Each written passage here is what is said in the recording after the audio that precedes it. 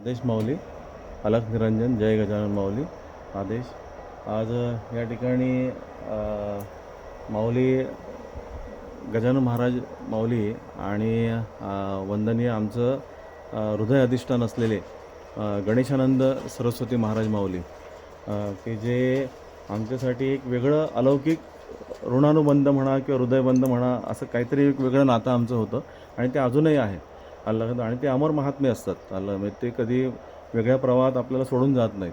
अल्लाह. तर त्याच्यामुळे आम्हाला वंदनीय गणेशानंद सरस्वती महाराज यांच्याशी जे जोडून दिलं, तर त्याच्यातला मधला जो दुवा होता तो या ठिकाणी वंदनीय राष्ट्रीय कीर्तनकार असलेल्या आमच्या ताई माऊली, आपल्या सगळ्या आश्रम स्वयंशक्तीपीठ नाथ आश्रम परिवाराच्या ताई माऊली असलेल्या आमच्या या ठिकाणी ज्योत्स्नाताई मोदले, की ज्या अत्यंत उत्तम प्रकारच्या राष्ट्रीय कीर्तनकार आहेत. त्यांच्या वाणीमध्ये जे तेज आहे, जे सामर्थ्य आहे, ते आपल्याला आत्ता काही क्षणापूर्वी तुम्ही ऐकलेलं.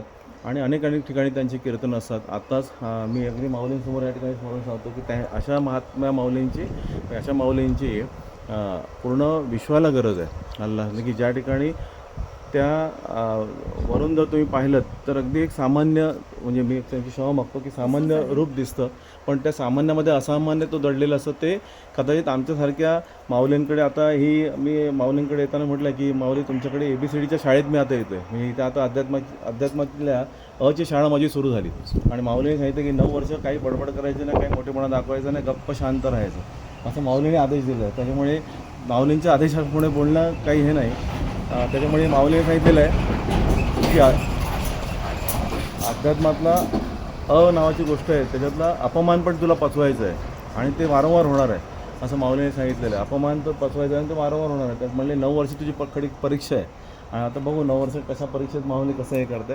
पण जसं आता या ठिकाणी आदरणीय ज्योत्स्नाताई माऊलींनी जे आपल्याला या ठिकाणी उद्गार व्यक्त केले, ते उद्गार त्यांचे नव्हते. मी म्हणतो की ते उद्गार वंदनीय गणेशानंद सरस्वती महाराज माऊलींच्या त्या अधिष्ठानाचे आहेत.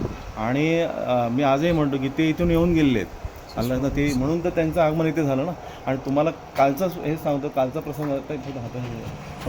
सांगतो की काल या ठिकाणी सगळं अस्तव्यस्त होतं. अल्लाह. मग आज त्यांनी ते करून घेतलं, कारण त्यात ही पावलं त्यांना इथे आणायची आहेत ना. म्हणजे कालचं आपल्याकडे फोटोग्राफी आहे, म्हणजे काल रात्री हे बघा इथे तुम्हाला दिसतं बरोबर, काल कोबा झाला आहे.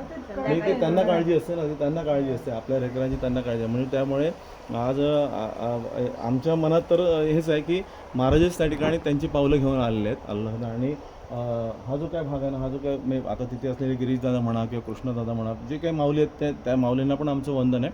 पण इथे लक्षात घ्या. आणि त्याचबरोबर ताईंच्या भगिनी माऊली या ठिकाणी आलेल्या आहेत. प्रोफेसर गीताताई माऊली या ठिकाणी आलेले आहेत. आणि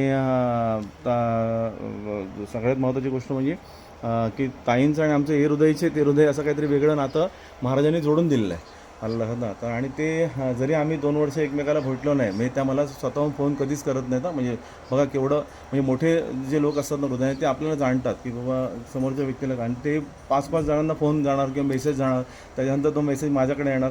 पण तरी पण त्यांनी कधी असा हे केलं नाही की हा माणूस एवढा मोठा कोण समजतो स्वतःला. अल्लाह. कारण का त्यांच्याकडे ते भले भले महात्मे आहेत. म्हणजे अगदी प्लेनने उतरवायला किंवा हेलिकॉप्टरने किंवा तुमच्या त्या ह्याने जेटने उतरवणारे ते सगळे महात्मे आहेत त्यांच्याकडे. आपण तर एक फकीर आहोत. अल्लाहचा, म्हणजे कुठल्या नाथांच्या दरबाराच्या अजून पायरीवर पण आपण आलेलो नाही कुठल्या. आणि मग ते असताना पण त्या माऊली एवढं प्रेम का करतात, हे आमच्यासमोरचं गूढ रहस्य आहे. आणि ते योगेशनाथ दादा आणि आमच्यामध्ये संवाद चालतो की बाबा तुमच्यावर ते एवढं प्रेम का करतात. म्हटलं ते त्या महाराजांना जाणे किंवा गजानन महाराज जाणे, मला काय त्यातलं उलगडण, कारण का दादानी पण स्वतः पाहिलं, कारण दादा लहानपणापासून तिथे महाराजांच्या त्या कुटीमध्ये खेळलेले आहेत. डहाणूला जो अथांग समुद्र महासागर आहे, आणि त्या महासागरासमोर त्या ठिकाणी जी काही महाराजांनी मोठं अधिष्ठान, त्या ठिकाणी धर्मवास्तू धर्मस्थळ आहे ते निर्माण केलेलं आहे गजानन महाराज माऊलींचं. तर साक्षात असं वाटतं की आपण शेगावी चालू आहे. अल्लाह. आणि तिथे असं वाटत नाही की परकेपणा आहे. म्हणजे योगेशदादांचं मी सांगतो की ते आजही आठवण काढतात की ते कुठेही फिरायचे, कुठेही खेळायचे, महाराज त्यांना काय रागवायचे नाही. अल्लाह. आणि ते आजही अनेक प्रवचनात त्यांचे, आता ते छोटं प्रवचनाचं ते बोलायला लागले आहेत, आता पुढचं वचन यायचं आहे. मग त्यामध्ये ते नक्की महाराजांचं त्या ठिकाणी स्मरण करतात आणि तिथल्या सगळ्या तुमच्या परिवाराचं स्मरण करतात की त्या ठिकाणी महाराजांनी कुठे बंधन त्यांना ठेवलं नाही. त्यांच्यावर अनेक जण होते, त्यांना पण खेळायला दिलं. आणि दुसरी गोष्ट की महाराजांनी कधी रितहस्त पाठवलं नाही. आणि ते काय म्हणतात ना, भोजन ब्रह्म किंवा काही घास घेतल्याशिवाय, आणि तीच परंपरा ज्योत्स्नाताईंनी रुजू केलेली आहे. आणि जर डहाणूला आम्ही गेलो तर मला वाटते त्या ठिकाणी कड्या लावल्या जातात. अक्षरशः म्हणजे त्यांच्या आई माऊलींसमोर आमचं काहीच चालत नाही. मी त्यांना वेगळं म्हणजे पण आई माऊली ज्या आहेत त्यांच्या म्हणजे तुम्हाला मी फक्त एक छोटासा प्रसंग सांगतो की मला वाटते मामा आमचे होते, काहीतरी स्वप्नील मामा होते, पोलीस पाटील साहेब होते, आमचे काहीतरी सुर्वे काका होते, फार थोडी मंडळी माझ्यावर होती. पण त्या आई माऊली अजिबात त्या गेल्या पहिल्याने त्यांनी कडीत लावली. म्हणले काय मामा आणि कोण तुम्ही महाराज म्हणजे काय आमचे नाहीत का ते. म्हणजे हा जो काय भाग आहे हा फार मोठ्या प्रेमाचा आणि बोलावायचा आहे. आणि त्यावेळेस मला माझ्या आईची आठवण झाली. मला लक्षात म्हणजे माझ्या आई आज या ठिकाणी आहेत, वडील माझे आहेत, माझे सासू सासरे आहेत आणि सगळा नातं परिवार जो माझ्या म्हणजे मला आमच्या 9 पिढ्यांना जो काय आज बघा सत्य आहे की पिढीजात आम्हाला आशीर्वाद देतो आहे. आणि त्याचबरोबर आज वंदनीय गजानन महाराज माऊलींचे आशीर्वाद आलेले आहेत ताईंच्या रूपाने आणि प्रोफेसर ताईंच्या रूपाने. आणि म्हणजे आपला हा जो आहे ना तो ह्यालाच म्हणतात योग आला म्हणजे तो मुहूर्तामध्येच असतो असं नाही.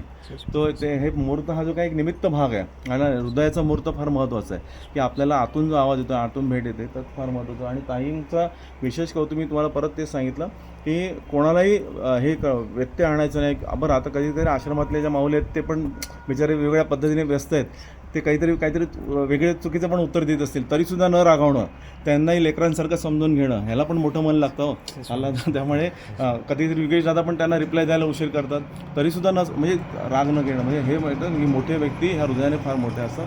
आता मी या ठिकाणी प्रवचन माझं किंवा ते कीर्तन थांबत ताई बिचारे एवढा प्रवास करून आलेले आहेत आणि स्वतः त्या ड्रायव्हिंग करून या ठिकाणी पोहोचलेले आहेत. बघा स्वतः त्या ड्राईव्ह करत या ठिकाणी आलेले आहेत आणि फार आदर्श मोठा आहे आल्ला ना. तर या ठिकाणी आपण थोडा मी अल्पविराम घेतो आहे. बाकी आनंदी आहे. जय गजानन माऊली. रामकृष्ण.